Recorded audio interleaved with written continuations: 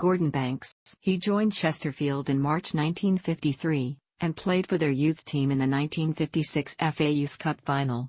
He made his first team debut in November 1958, and was sold to Leicester City for £7,000 in July 1959.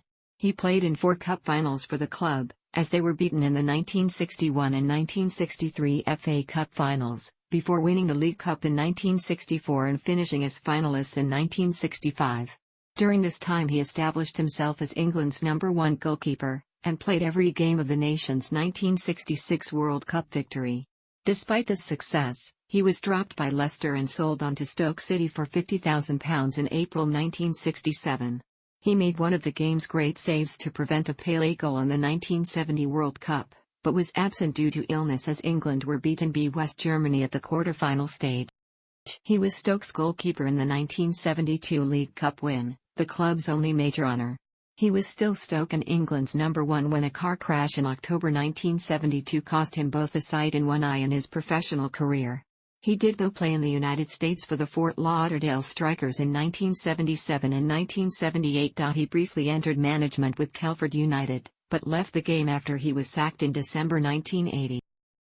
Banks was born in Sheffield, West Riding of Yorkshire, and brought up in the working-class area of Tinsley.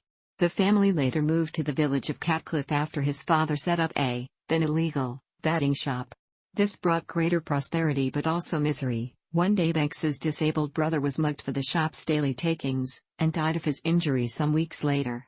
Banks left school in December 1952 and took up employment as a bagger with a local coal merchant, which helped to build up his upper body strength.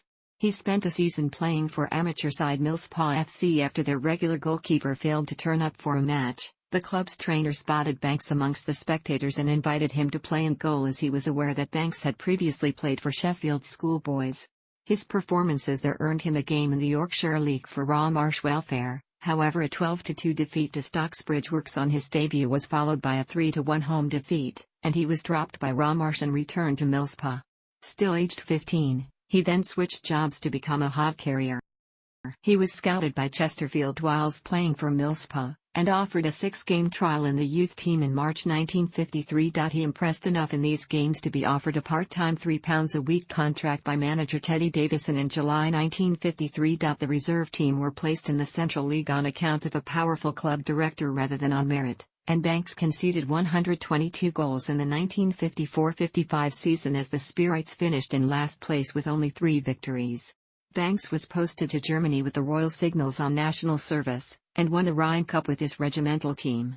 He recovered from a fractured elbow to help the Chesterfield youth team to the 1956 final of the FA Youth Cup.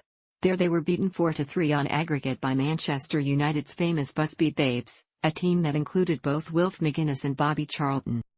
Banks was given his first team debut by manager Doug Livingstone, at the expense of long-serving Ron Powell, in a third-division game against Colchester United at Saltergate in November 1958. The game ended 2-2, and Banks kept his place against Norwich City in the following match. By the end of the 1958-59 season he had missed only 3 games, those owing to injury. With no goalkeeping coaching to speak of, Banks had to learn from his mistakes on the pitch, and he soon developed into a modern vocal goalkeeper who ordered the players in front of him into a more effective defense. Having just 23 league and 3 cup appearances to his name, it came as a surprise to Banks when Matt Gillies, manager of First Division club Leicester City, bought him from Chesterfield for £7,000 in July 1959. This also meant a wage increase to £15 a week. Banks faced competition from 5 other goalkeepers, including 30-year-old Scotland international John Anderson and 25-year-old Dave McLaren. He started the 1959-60 season as the reserve team's goalkeeper. This in effect made him the club's second choice, ahead of 4 of his rivals but behind first-team choice McLaren. He had played 4 reserve team games when McLaren picked up an injury, and manager Matt Gillies selected Banks for his Leicester debut against Blackpool at Filbert Street on 9 September. The match finished 1-1, with Jackie Moody's strike cancelling out Ken Leake's opener. Banks retained his place for the 2-0 loss to Newcastle United at St James Park 3 days later. With McLaren fit again, Banks was sent back to the reservist but, After the first team conceded 14 goals in the next 5 games, he was recalled and became the first-choice goalkeeper for the remainder of the season. The defensive record did not improve at first, with Banks conceding 6 in a heavy defeat by Everton at Goodison Park, but he improved in each match and the Foxes settled for a comfortable 12th place finish. In training, he worked extensively on improving his weaknesses, such as coming for crosses. He put in extra hours during training and came up with practice sessions to improve his skills. This was largely unique in an era where there were no specialized goalkeeping coaches. In the summer, both Anderson and McLaren departed, leaving Banks as the club's undisputed number 1 ahead of a group of understudies. Leicester finished 6th in 1960-61, and managed to beat champions Tottenham Hotspur at White Hart Lane. Yet their greatest accomplishment was in reaching the final of the FA Cup, with Banks conceding only 5 goals in their 9 games en route to the final, and keeping 3 clean sheets in the semi-final and 2 replays against Sheffield United. Goals from Jimmy Walsh and Ken Leake finally broke the deadlock in the second replay at St Andrew''s. Their opponents in the final at Wembley were Tottenham, who had already won the First Division title by an 8-point margin. Right back Len Chalmers picked up a severe injury early in the match, and with Ken Leake dropped for disciplinary reasons in favour of rookie Hughie McIlmoyle, City were effectively playing with 10 men and offered little threat going forward. Bobby Smith and Terry Dyson gave Spurs a 2-0 win in the first double of the 20th century, with Banks unable to prevent either goal. The 1961-62 season proved to be highly disappointing, as Leicester finished 14th in the league and exited the FA Cup at the hands of Stoke City. The only highlight was the club's participation in the European Cup Winners' Cup, which actually put Banks in the difficult position of choosing to play for his club against Spanish club Atletico Madrid or choosing to attend the England vs Portugal match as a non-playing squad member. He elected to attend both games, leaving London at full time to reach Leicester 30 minutes before the kickoff against Madrid. A last-minute goal earned the Spaniards a 1-1 draw at Filbert Street.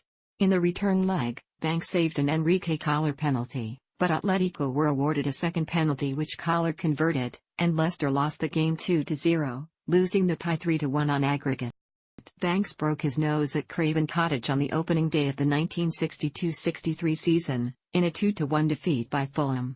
Leicester went to chase a possible double, reaching the FA Cup semi-finals whilst lying top of the table in April. City beat Liverpool 1-0 at Hillsborough to reach the final, with Banks keeping a clean sheet despite his goal being under a near-constant siege from the Merseyside club. The News of the World reported that Liverpool had 34 attempts on goal to Leicester's 1, and Banks later stated that it was his finest performance at club level. Unluckily, Banks then broke a finger in a 2-1 defeat by West Bromwich Albion at the Hawthorns, and was out injured as Leicester lost their final 3 league games, ending the season in a disappointing 4th place. In the 1963 FA Cup final, Banks and the rest of the team underperformed, and lost the game 3-1 to Manchester United. City ended the 1963-64 season in 11th place, having been inconsistent all season. Success instead came through the League Cup, as they beat West Ham United 6-3 over 2 legs in the semi-finals to reach the final against Stoke City. The opening tie at the Victoria Ground finished 1-1 in extremely muddy conditions as Banks spilled a shot from Bill Asprey, with Keith Bebbington pouncing on the rebound. Back at Filbert Street, goals from Mike Stringfellow, Dave Gibson and Howard Riley won the game for Leicester 3-2 and settled the tie at 4-3. Banks started the 1964-65 season on wages of £40 a week, and the club only agreed to pay £60 a week in December. These miserly wages made it difficult for the club to spend the £80,000 it received from the sale of Frank McLintock. He had put in a transfer request over dissatisfaction with his pay, and quality replacements were reluctant to join a club that paid full internationals like Banks and McLintock no more than the base rate that rival clubs paid to average players. Leicester finished 18th in the league and were knocked out of the FA Cup by Liverpool at Anfield in the 6th round. In the League Cup, City struggled to get past Peterborough United, in a replay, Grimsby Town and Crystal Palace, in a replay, before they recorded an 8-1 victory over Coventry City at Highfield Road. After easing past Plymouth Argyle in the semi-finals, Banks found himself playing in another League Cup final. However, Chelsea won the final after successfully defending their 3-2 win at Stamford Bridge with a goalless draw at Filbert Street. Banks missed the first 9 games of the 1965-66 season after breaking his wrist when diving at the feet of Northampton Town's Joe Kiernan in a pre-season friendly. Leicester finished the season in 7th spot, and exited both cup competitions at the hands of Manchester City. Despite being a World Cup winner in the previous summer, Banks was dropped towards the end of the 1966-67 season in favor of highly promising teenage reserve Peter Shilton. Manager Matt Gillies was blunt, telling Banks, "We, Gillies and the club's directors, think your best days are behind you, and you should move on." Teammate Richie Norman told Banks that Gillies was pressured into the decision, Shilton having told the board he would leave the club unless he was given first-team football. Banks was transfer listed at £50,000, the same price the club received for Derek Dougan in March 1967. However, many of the big clubs were unwilling to spend such a sum on a goalkeeper. Liverpool manager Bill Shankly showed strong interest, but could not convince the club's board of directors to agree to such a large fee for a goalkeeper. West Ham United manager Ron Greenwood was prepared to match the fee, but instead signed Kilmarnock's Bobby Ferguson for £65,000 because he had already agreed terms with Kilmarnock and did not want to go back on his word. Terms were instead agreed with Stoke City, a mid-table First Division side. On leaving Filbert Street, Banks requested a loyalty bonus from Leicester, and was told by Matt Gillies, "We've decided not to pay you a penny. There's to be no compensation payment and that's final."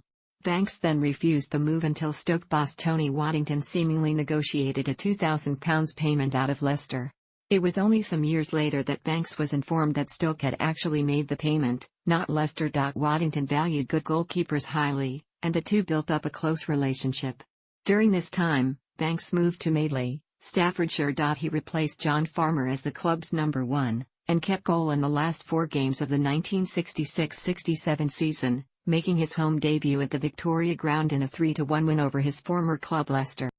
Banks fitted in well at Stoke, as Waddington built a team of veteran players who were judged by some to be past their best. The Potters struggled near the foot of the First Division table in the 1967-68 and 1968-69 campaigns, before rising to 9th place in the 1969-70 season. Banks remained a reliable stopper for the club, though on March 1, 1969 he was knocked unconscious at Roker Park by Sunderland's Malcolm Moore, and his replacement David Hurd conceded 4 goals in a 4-1 defeat. Banks also played a season for the Cleveland Stokers of the American United Soccer Association in the summer of 1968. He played 7 of the short-lived club's 12 games in Cleveland, Ohio. Banks made what he believed to be 3 of the best saves of his career in a Stoke shirt. In the first instance he saved and caught a powerful and well-placed header from Manchester City's Wyn Davies from just 8 yards out. In the second case he saved a Francis Lee header at Main Road, and he made his 3rd great save for the club by catching a volley from Tottenham Hotspur's Alan Gilzean that had been hit from just 6 yards out at White Hart Lane.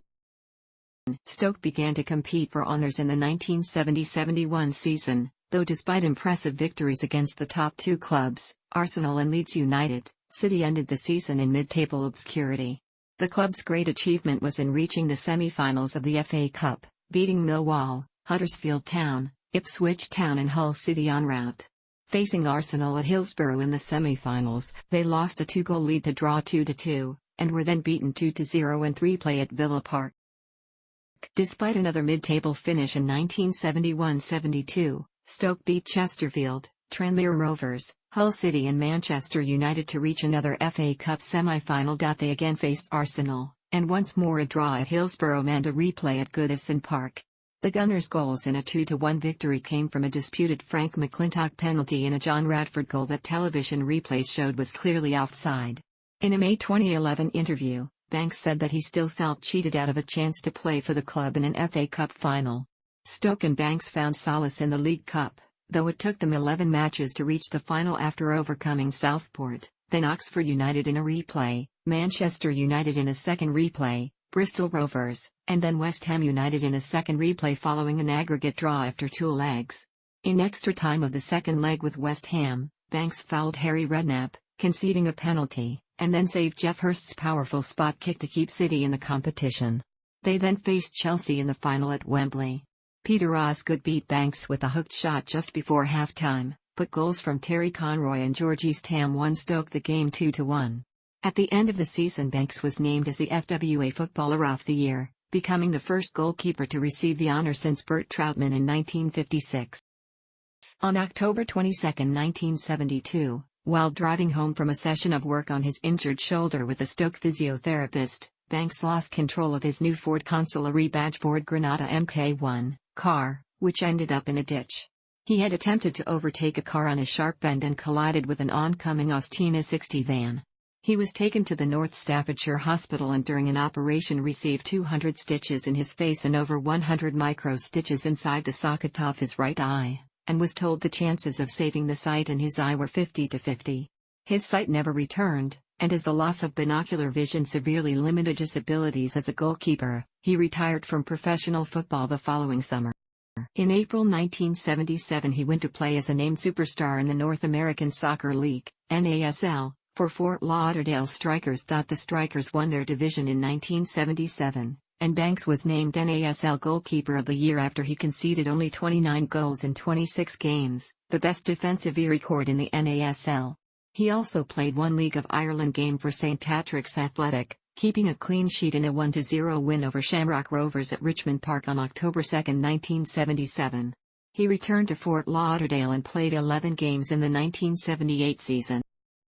Banks was capped twice for the England under-23 side, in matches against Wales and Scotland in 1961. Ron Springett was the goalkeeper for England as Banks rose to prominence, but after the 1962 World Cup in Chile, a new coach was appointed in former England right-back Alf Ramsey. Ramsey demanded sole control of the team and began looking towards the next World Cup. Banks won his first cap on April 6, 1963 against Scotland at Wembley, after Springett was dropped following a poor performance. England lost 2-1, though Banks was blameless as Scotland's goals came firstly from an error by Jimmy Armfield and then secondly from the penalty spot. He was picked for the next match against Brazil, which ended in a credible 1-1 draw after Brian Douglas cancelled out Pepe's opener. Banks continued to play consistently to become established as England's first-choice goalkeeper. In 1963, he was picked to play against the rest of the world, in a celebration match to mark 100 years of the Football Association. Banks also played in 2 of England's 3 games at the Little World Cup in Brazil in the summer of 1964, a 1-1 draw with Portugal and a 1-0 defeat to Argentina. Blackpool's Tony Waiters won 5 caps in the England goal in 1964, but found that his challenge to Banks' first-team place came to an end after he conceded 5 goals to Brazil. During England's summer of 1965 tour he built up a solid understanding with his defenders, George Cohen, Jack Charlton, Bobby Moore, and Ray Wilson, as he only conceded 2 goals in 4 matches against Hungary, Yugoslavia, West Germany, and Sweden. They then played 7 friendlies in 1966 in the build-up to the World Cup, though the team passed their biggest test of character in the British Home Championship, beating Scotland 4-3 in front of a crowd of over 130,000 at Hampden Park. Going into the competition, the only defeat in 21 matches since the Little World Cup came against Austria, in a game that Banks missed due to injury.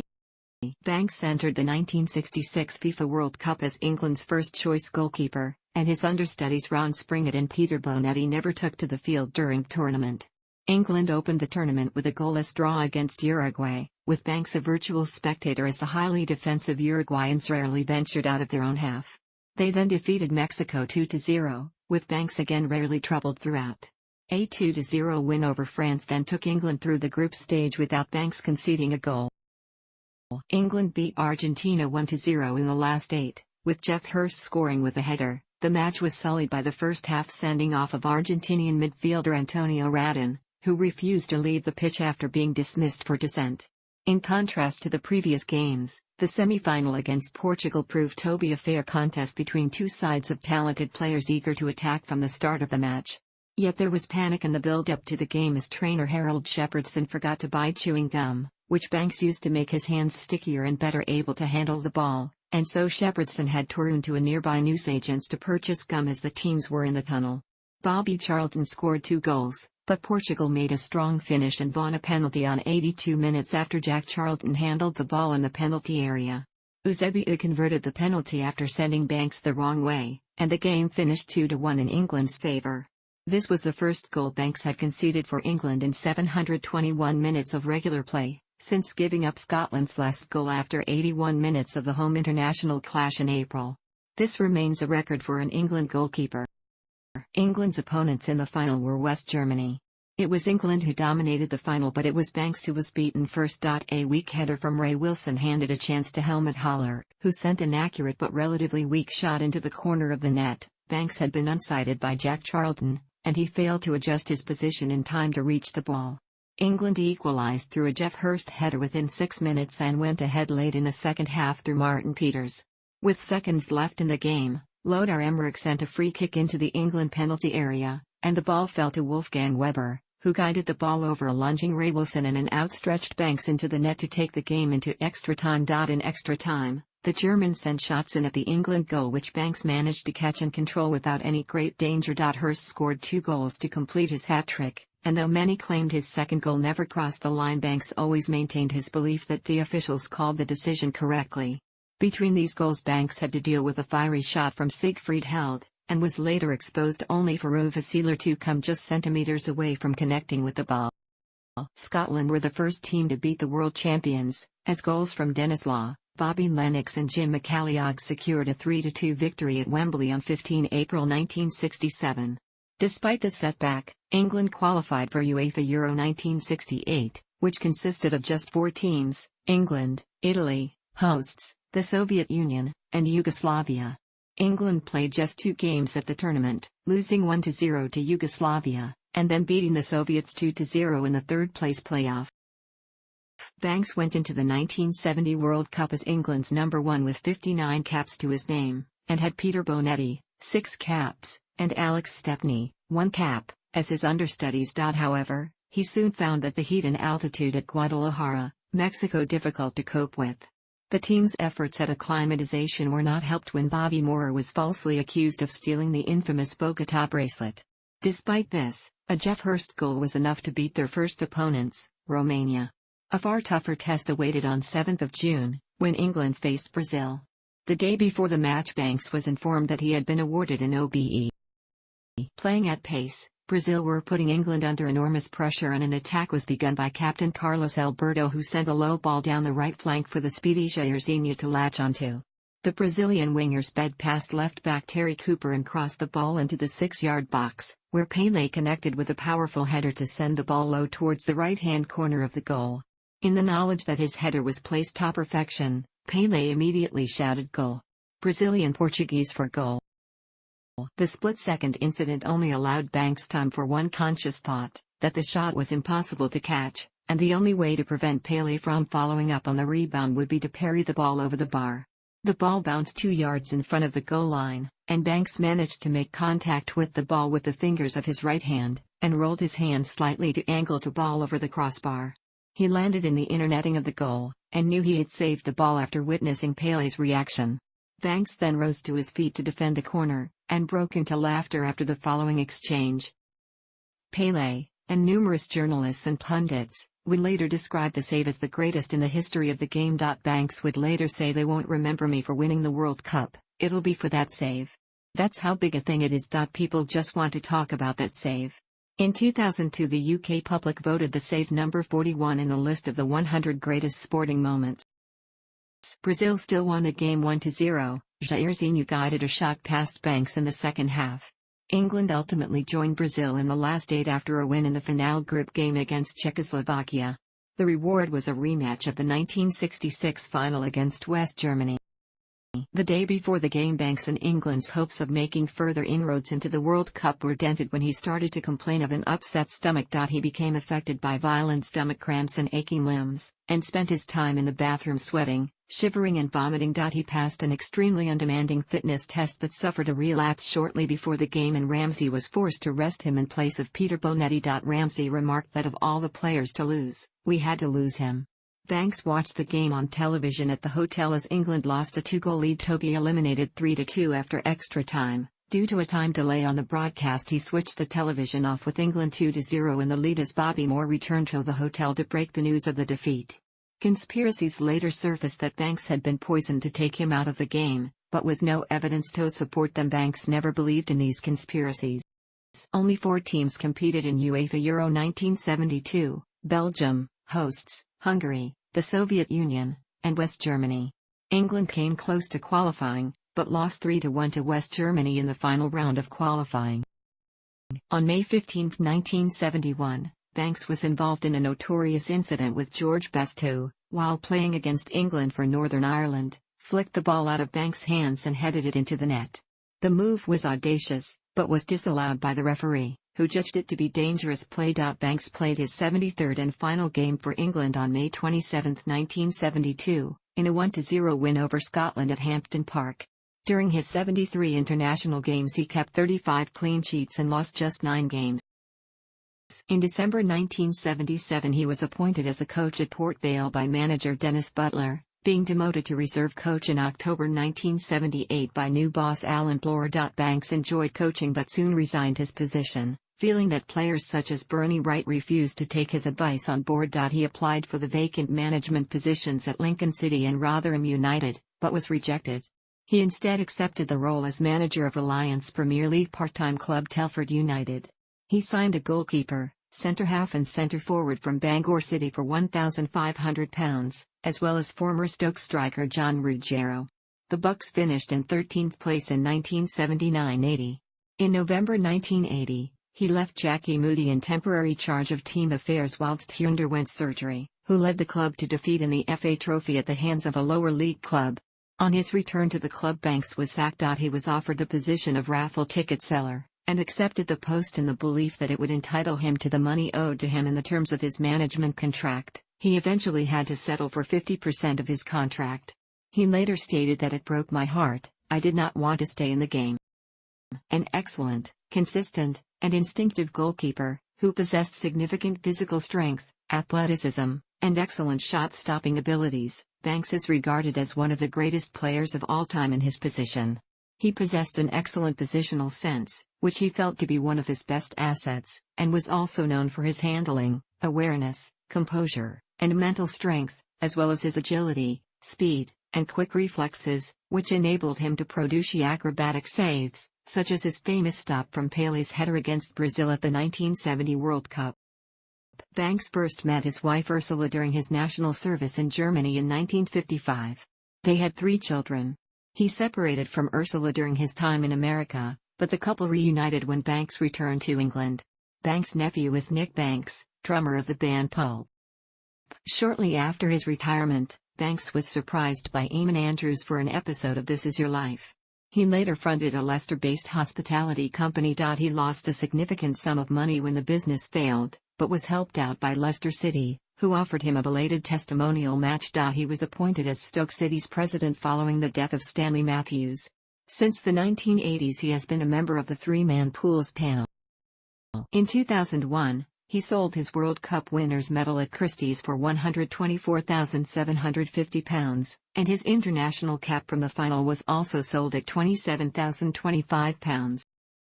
Banks was an inaugural inductee to the English Football Hall of Fame in 2002. In March 2004, he was named by Pele as one of the world's 125 greatest living footballers. He was awarded an honorary doctorate from Keele University in February 2006. In May 2006, Banks was the first legend to be inducted into a new Walk of Fame, by having a plaque installed in the pavement in front of Sheffield Town Hall. In July 2008, Pele unveiled the statue of Banks, making his famous 1970 World Cup save outside the Britannia Stadium. In March 2011, he was also inducted into the City of Stoke-on-Trent Hall of Fame, along with Royce Brosnan. In 1980 Banks published his first autobiography, Banks of England. He published a more comprehensive autobiography in 2002, Banksy, My Autobiography. Irish investigative author, Don Mullen, published a boyhood memoir in 2006 called Gordon Banks, A Hero Who Could Fly, in which he wrote about the influence of the England goalkeeper on his life. In December 2015, it was announced he was receiving treatment for kidney cancer. Sources source. Thanks for watching. Don't forget like the video and don't forget to subscribe.